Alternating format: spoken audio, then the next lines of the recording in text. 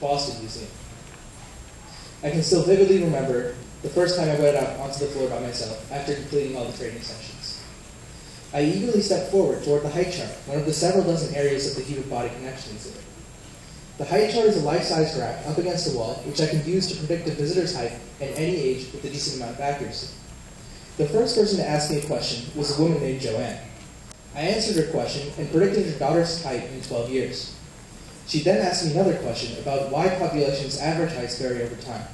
Big mistake. I began regurgitating all the information I knew on the subject, which took about 20 minutes. Once I finished, she thanked me, took her daughter's hand, looked some more around the exhibit to be courteous, and then left abruptly. I pondered for a while, wondering what I had done wrong. I thought back to our conversation and realized it hadn't really been a conversation. It had been more of a one-way lecture, with me talking nonstop and Joanne nodding and smiling back. I had ruined her experience. I realized then that people don't come to museums to just soak up information that's handed to them. That's what school and textbooks are for. People come to museums to have fun and to interact with exhibits and other people in order to learn better and retain more information.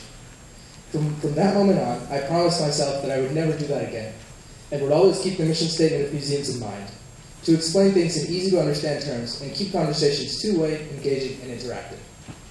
Since then, I've seen many more people walk away happy, often to return with their spouse, children, or siblings, and sometimes even begin explaining it to them by themselves. You really feel great when you see a 10-year-old boy explain mutations of the PTC gene to his dad and younger brother. In this way, the museum maintains a mutual relationship in which we both benefit. I gain knowledge and experience, while the museum can expand and create new exhibits and collections. There are also many material benefits for me, as I gain free access to a variety of places, including the museum, its shows and presentations, the Harvard Library, and other famous historic places around Boston.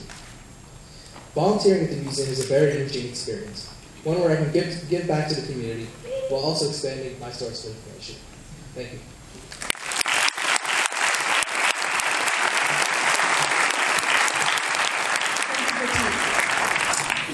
Over the past 2 years, we've been contacted by a number of Acton-Boxborough graduates who are involved in community service activities beyond AB, and have invited our students to get involved in these activities.